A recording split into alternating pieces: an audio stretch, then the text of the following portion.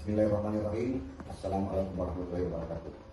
Berikut ini adalah video pelaksanaan pembelajaran yang saya susun dalam rangka memenuhi salah satu persyaratan sertifikasi dosen, khususnya pada bagian pernyataan diri dosen atau PPDN. Video ini diharapkan dapat memberikan gambaran nyata mengenai proses pembelajaran yang saya laksanakan, mulai dari penyampaian materi, interaksi dengan mahasiswa, penerapan metode pembelajaran hingga pelaksanaan evaluasi berorientasi pada pencapaian potensi mahasiswa.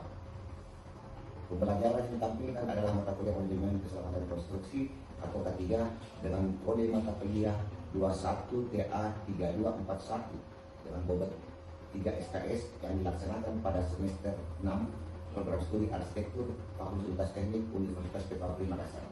Saya Insinyur Andi Zulfikar Alidin STMT bersama Bapak Satria Mandala STMSP mendampingi mahasiswa dalam proses pembelajaran mata kuliah ini selama 1 semester atau 16 kali pertemuan.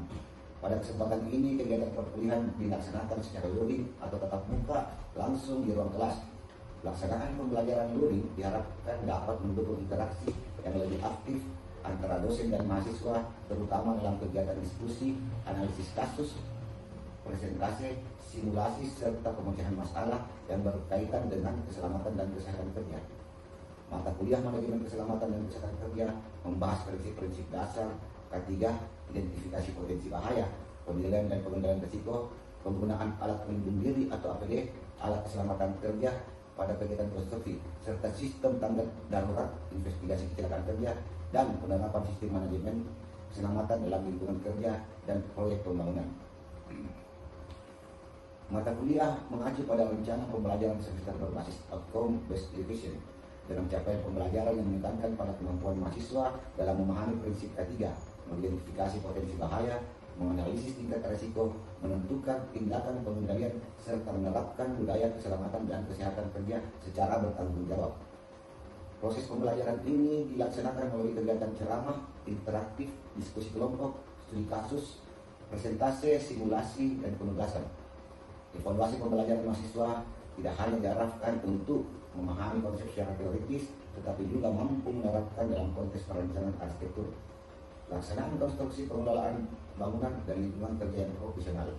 Melalui proses pembelajaran ini, mahasiswa diharapkan mampu menempatkan aspek keselamatan kerja dan kesehatan kerja sebagai bagian penting dalam setiap tahapan pekerjaan arsitektur dan konstruksi. Keselamatan bukan sekedar kelengkapan administrasi, melainkan budaya kerja dan tanggung jawab profesional yang harus diterapkan secara konsisten. Semoga pelaksanaan pembelajaran ini dapat berjalan dengan efektif serta memberikan manfaat dalam meningkatkan pengetahuan, keterampilan, sikap profesional, dan kepedulian mahasiswa terhadap keselamatan dan kesehatan kerja. Demikian kami sampaikan. Wabillahi taufiq wal hidayah. Assalamualaikum warahmatullahi wabarakatuh.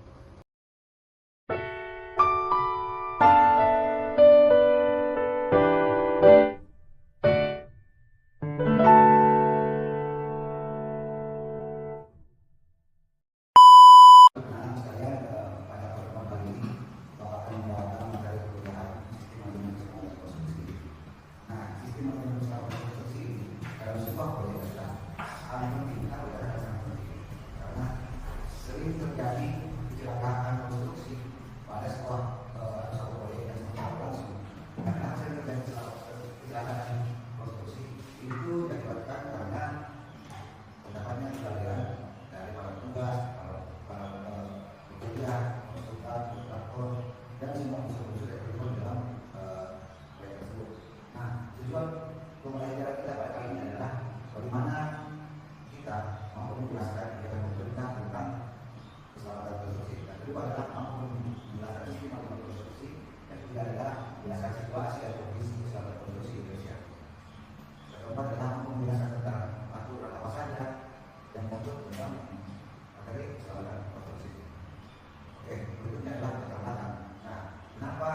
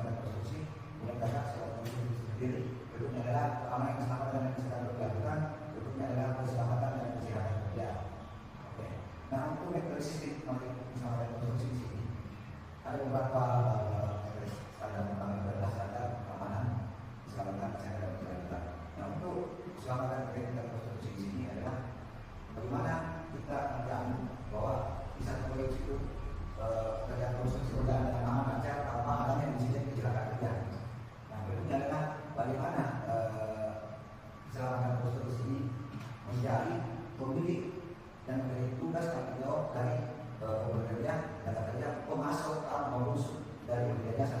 Berikutnya adalah menjamin bahwa keselamatan publik, artinya masyarakat di sekitar itu aman, kondisi yang dilibatkan oleh kelangsungan satu proyek di sekitarnya. Jadi misalnya contoh pada saat proyek berlangsung pada di sekitar itu harus memastikan bahwa lalu lintas di sekitar itu aman.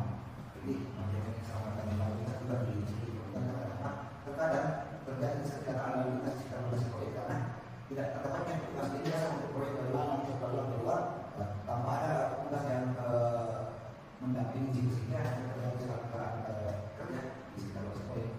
Nah, kemudian juga adalah menjamin bagaimana lingkungan kerja tersebut keselamatan terhadap lingkungan. Yang selamat terhadap lingkungan di sini, objek yang selamat itu apa? Yang pertama lingkungan kerja. Jadi dalam lingkungan kerja itu yang harus dipunya apa? Yang pertama para pekerja yang ada di dalam, termasuk semua ibu yang terlibat. Kedua lingkungan yang berdampak proyek. Jadi bukan berarti bahwa dengan adanya proyek di situ ada biasa terjadi kerusakan lingkungan. Contoh misalnya pada saat proyek bangunan yang tinggi ada biasa terdapat kerjaan pemancangan. Dan kerjaan pemancangan ini biasanya merusak lingkungan di sekitarnya. Kenapa seperti itu? Kenapa? Pada saat dilakukan pemancangan itu tanah di sekitar ini biasanya bergerak, bergetar, akhirnya menyebabkan kerusakan bangunan ada di sebelahnya. Nah, kemudian juga menjamin bagaimana keselamatan terhadap lingkungan alam. Bagaimana cara menjamin keselamatan terhadap lingkungan alam? Artinya setiap satu pelaksanaan kita tetap konsisten untuk menjaga keberlangsungan dari lingkungan di sekitar. Nah, berikutnya adalah lingkungan yang terbangun. Jadi lingkungan yang terbangun itu maksudnya setelah kita melakukan pembangunan secara bertahap di lingkungan proyek itu kita pastikan bahwa objek yang bersama itu lingkungan terbangun agar sampai pada saat proses pekerjaan pelaksanaan proyek berlangsung. Nah itu terjadi kecelakaan kerja seperti apa? Mulai korban dan efeknya terhadap para penyedia jasa baik konsultan maupun organisasi di situ proyek tersebut dapat dihentikan secara sepihak oleh pemerintah. Nah berikutnya adalah menjamin pencegahan terhadap kecelakaan teknik dan konstruksi.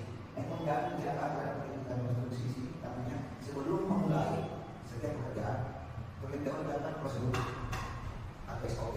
Karena istilahnya pada umumnya sama konstruksi dalam proses ini. Jadi dilakukan pertemuan dengan arahan bahwa sebelum melakukan pekerjaan terlebih dahulu pemeriksaan terhadap APD, ada apa APD, alat kemudian APK, biasanya kan ada yang APK.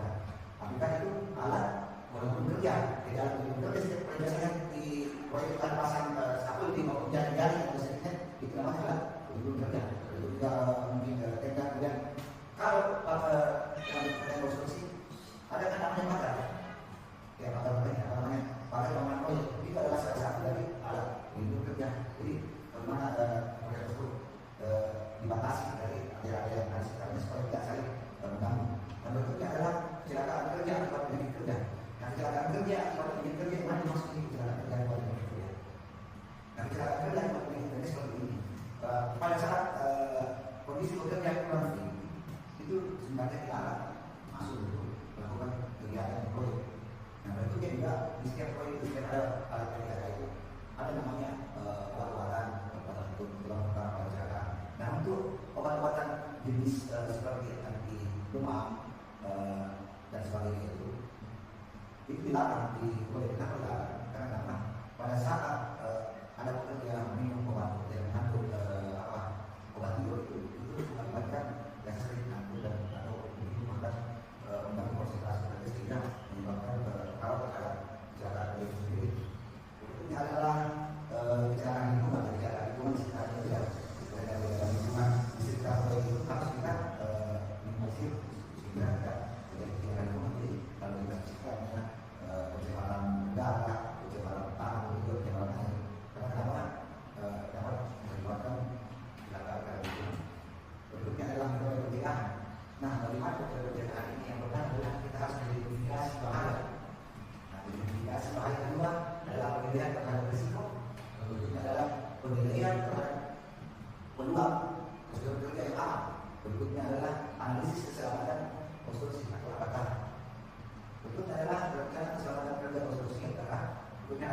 rencana itu bukan khusus ke atau RTPK, rencana kerja pengelolaan dan pemantauan lingkungan hidup. Selanjutnya yang terakhir adalah program dan rencana kerja pendidikan lintas.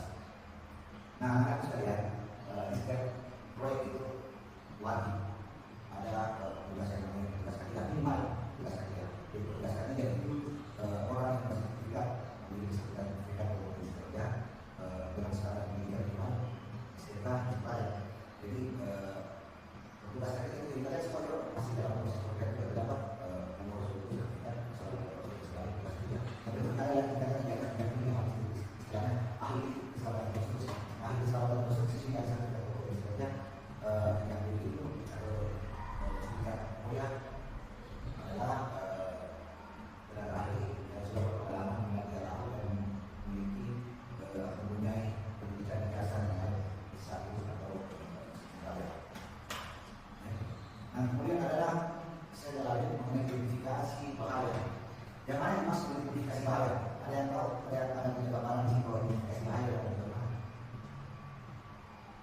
Kira-kira tahu? Identifikasi, apa itu identifikasi? Kita petakan identifikasi. Jadi seperti misalnya dalam satu pekerjaan atau pekerjaan saya, untuk pekerjaan yang berada di ketinggian, apa bahaya atau risiko apa yang kira-kira yang terjadi pada saat tugas atau pekerjaan di proyek yang mempunyai ketinggian bangunan. Apa kira-kira? Ada yang tahu? Apa risikonya? Kita lihat pada kerja atau proyek yang memiliki umumnya ketinggian. Apa bahayanya hasilnya? Ya, salah satu adalah kerjaan. Salah satu adalah kerjaan. Kemudian pada saat pekerjaan lain misalnya lupa melakukan kegiatan kerja bertolak atau kerjaan apa kira-kira risiko yang bisa ada oleh kita. Jadi risiko bisa saja terpotong, tertiris. Saya kata kenapa? Kita menggunakan dasar alat kerja, kita menggunakan alat-alatnya. Kalau dia tidak menggunakan alat pelindung diri, nah itu risiko kecelakaan itu jauh lebih besar. Jadi misalnya melakukan pembalasan misalnya, terus untuk mengantisipasi kecelakaan itu kalau saya contohnya, ini apa saja tapi dia harus digunakan. Kalau saya keras, ada yang tahu? Ya, kecamatan Elmak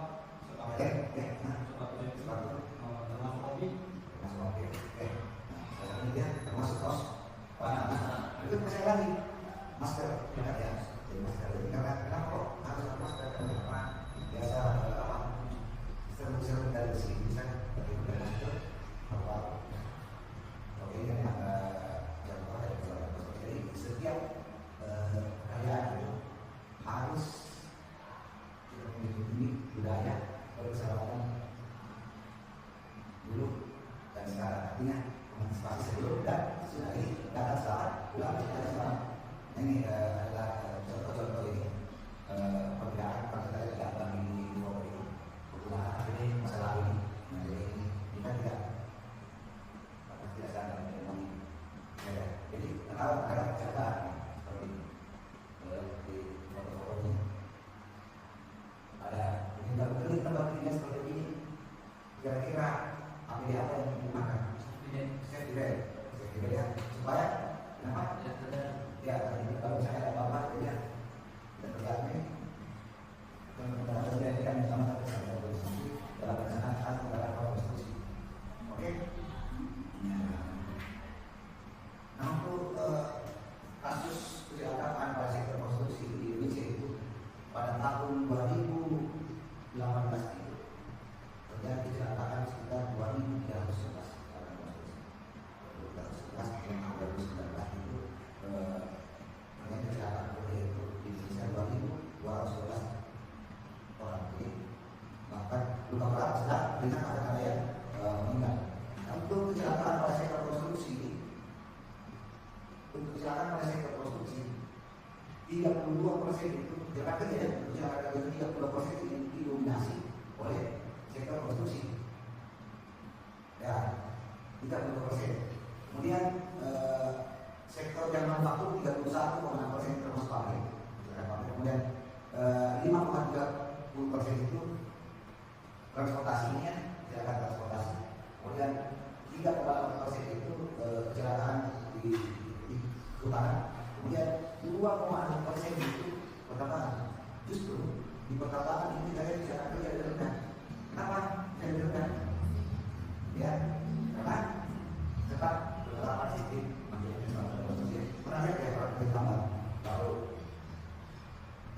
masuk saya di lokasi sudah bisa semua belum tahu apa itu saya di itu kalau kita biasanya di proyek-proyek itu apa ini pada kita masuk tidak pakai helm, bekerja tidak menggunakan sepatu, tidak mengikuti instruksi yang tidak mengamalkan tugas secara konstitusi. Nah, maka saya terjadi di sini. Waktu pembangunan flyover di Makassar, ahli-ahli ini ketiga yang profesional di sini berpakai ini apa yang flyover terkait proses pembangunannya, ya semua ahli ketiga berpakai sini. Mana ada terjadi kecelakaan kerja di sini? Padahal ini proyek besar. Pernah tidak terjadi kemacetan parah di sekitar situ pada saat pelaksanaan proyek? Tidak pernah ya? Karena kalau kita lihat proyek ini tidak besar, bukan macet. Dia menjaga apa? Kesehatan lingkungan di sekitarnya. Jadi setiap selesai bekerja, semua apa namanya material yang masyarakat itu disapu, bersihkan, kemudian yang kedua pada kalau ada dulu disiram itu tidak berkembang kemana? Itu salah satu dari beberapa istilah kemudian keselamatan. Dimana keselamatan tidak berarti bahwa untuk mengurangi atau memperkecil risiko kecelakaan, tapi tidak juga lingkungan sekitarnya termasuk lalu lintasnya, lingkungan sekitarnya. Andai kan pada saat ini kerja karena beberapa kesalahan semua banyak kondisi bukan bisa kondisi kurang. Nah seperti itu lingkungan sekitarnya. Jadi pasangan ini sebenarnya tempat selesai bisa ambil sertifikat keselamatan yang penting di pasangan kerja di masa itu dan kemudian diskusi anak saya dibagikan sertifikat keselamatan konstruksi.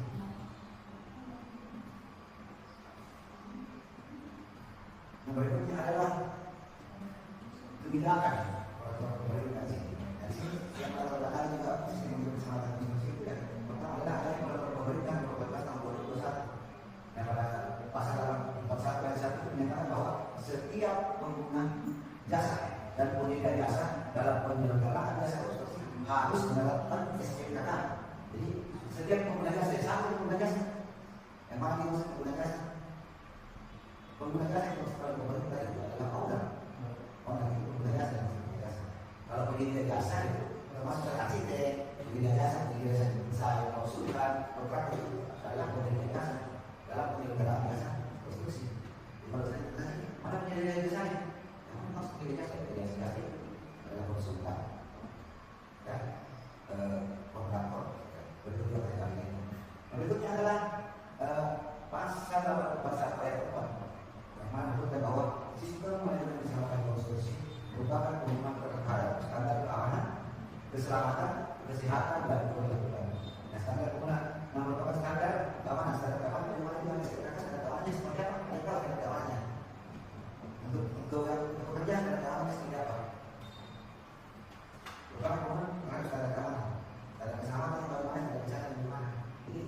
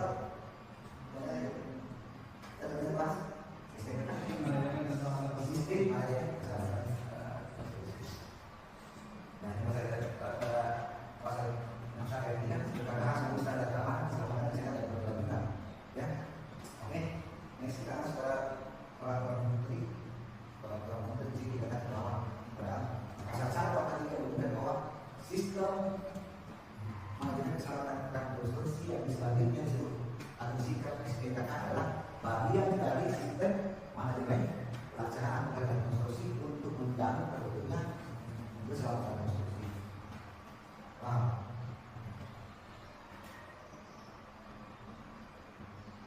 Nah ini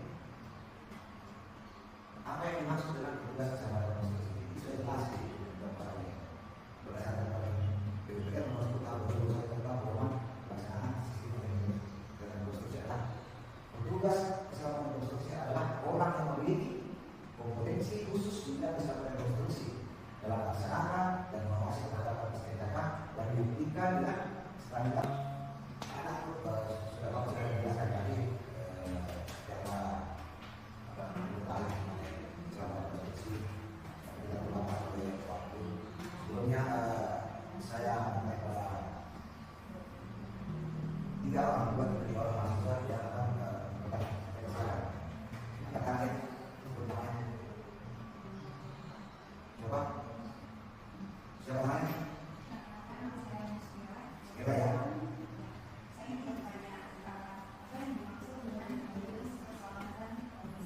Oh ya, itu yang maksudnya tugas keselamatan konstruksi adalah seseorang yang memiliki kompetensi kerja, memiliki sertifikat kompetensi kerja yang lama di bidang keselamatan konstruksi dibuktikan dengan sertifikat kompetensi kerja. Jadi kan kita sudah bahas ini, seseorang yang memiliki apa? Tugas keselamatan konstruksi adalah orang yang memiliki kompetensi khusus di bidang keselamatan konstruksi dalam melaksanakan dan mengawasi dalam SPKK sesuai yang dibuktikan dengan penerapan sertifikat kompetensi kerja. Jadi dia adalah pasal di peraturan pembuatan. Ini seperti itu. Berikutnya ya, ya. Terima kasih sudah diberi kesempatan untuk bertanya. Perkenalkan saya Muhammad Aditya. Ya. Terkait dengan bidang keselamatan konstruksi, peraturan apa tadi berasal dari bidang tersebut. Baik, terima kasih. Itu terkait dengan keselamatan konstruksi ini pemerintah sudah menetapkan peraturan dalam bentuk peraturan pemerintah nomor 4 tahun 2021, mulai dalam bentuk peraturan pemerintah nomor 16 tahun 2021 yang mana pada pasal 8 pasal menunjukkan bahwa setiap pengguna jasa konstruksi itu dalam penyelenggaraan konstruksi itu wajib menerapkan SPKK keselamatan konstruksi. Berikutnya adalah di pasal 8 mengatakan bahwa sistem manajemen konstruksi merupakan standar terhadap keamanan keselamatan kesehatan yang berkelanjutan.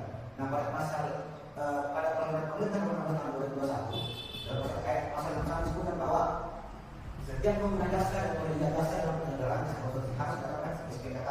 Pada pasal 3 pada ayat 3 di pasal 6 disebutkan bahwa SPKK harus memenuhi standar keamanan kesehatan yang berkelanjutan. Jadi ini terjadi perubahan pasal penambahan pasal yang tidak perlu signifikan. Oke, sekarang begitu lanjut.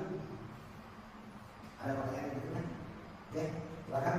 Terima kasih atas penjelasan saya Yohanes. Ya. Pertanyaan saya, apa yang rasanya yang menjadi faktor penyebab kecelakaan konstruksi? Nah ini yang menjadi faktor penyebab kecelakaan konstruksi di dunia konstruksi adalah yang pertama kurangnya disiplinan dalam melaksanakan standar internasional atau SOP. Jadi banyak kita itu tidak punya SOP dari situ lapangan menjadi data pembangunan ini. Jadi sebelum kita tinggal tadi itu sudah lengkap dan update terus apakah apakah terjadi dosa sekarang.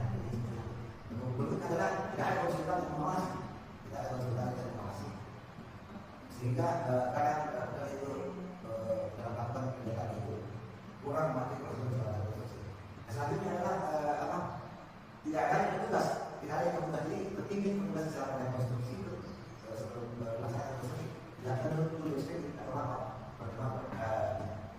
namanya pengalaman kita bahwa dasar dalam muslim maka seperti itu tidak akan kita sekarang tentang bagaimana pengalaman di sana administrasi. Nah berikutnya adalah faktor yang masyarakat, faktor keamanan yang masyarakat kayak menggunakan alat itu masalah yang juga yang keselamatan dan sebagainya. Nah hal itulah yang menyebabkan sering terjadi kecelakaan di tempat ini. Oke, baik anak sekalian, demikian pertemuan kita pada sore hari ini. Saya ucapkan terima kasih atas kesempatan yang diberikan untuk kita bincang tentang kali ini. Saya akhiri dengan ucapan dari saya. Assalamualaikum warahmatullahi wabarakatuh.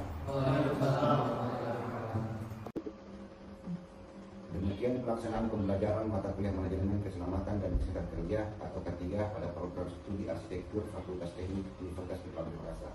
Saya menyampaikan terima kasih kepada seluruh mahasiswa yang telah mengikuti proses pembelajaran secara aktif, tertib, disiplin, dan penuh tanggung jawab. Partisipasi mahasiswa dalam kegiatan diskusi, analisis kasus, presentasi, simulasi, dan penugasan merupakan bagian penting dalam tercapainya tujuan pembelajaran. Ucapan terima kasih juga saya sampaikan kepada Bapak Rektor Universitas Kepulauan Makassar selaku pimpinan perguruan tinggi dan ketua program studi arsitektur, koordinator hukum mata kuliah, dan tim dosen pengampu, tenaga kependidikan, tim sertifikasi dosen Universitas Kepulauan Makassar, tim teknis, dan tim dokumentasi, serta seluruh pihak yang telah memberikan dukungan dalam pelaksanaan pembelajaran dan penyusunan video ini. Secara khusus saya menyampaikan penghargaan dan terima kasih kepada para asesor serta tim pemeriksa sertifikasi dosen yang telah meluangkan waktu untuk melakukan penilaian, memberikan evaluasi, serta menyampaikan masukan terhadap pelaksanaan pembelajaran yang saya sajikan. Semoga seluruh proses penelitian dapat berjalan dengan baik, objektif, dan memberikan manfaat bagi peningkatan kualitas pembelajaran serta pengembangan profesionalisme dosen secara berkelanjutan. Saya menyadari bahwa dalam pelaksanaan maupun penyajian proses pembelajaran ini masih terdapat berbagai kekurangan. Oleh karena itu, setiap saran, masukan, dan hasil evaluasi akan menjadi bahan yang sangat berarti untuk memperbaiki dan meningkatkan mutu pembelajaran pada masa yang akan datang. Semoga kegiatan ini dapat memberikan gambaran mengenai pelaksanaan pembelajaran yang terencana, terukur, interaktif, berpusat pada mahasiswa, serta relevan dengan kebutuhan kompetensi lulusan arsitektur. Terima kasih atas perhatian, dukungan, dan kesempatan yang diberikan. Bila Assalamualaikum warahmatullahi wabarakatuh.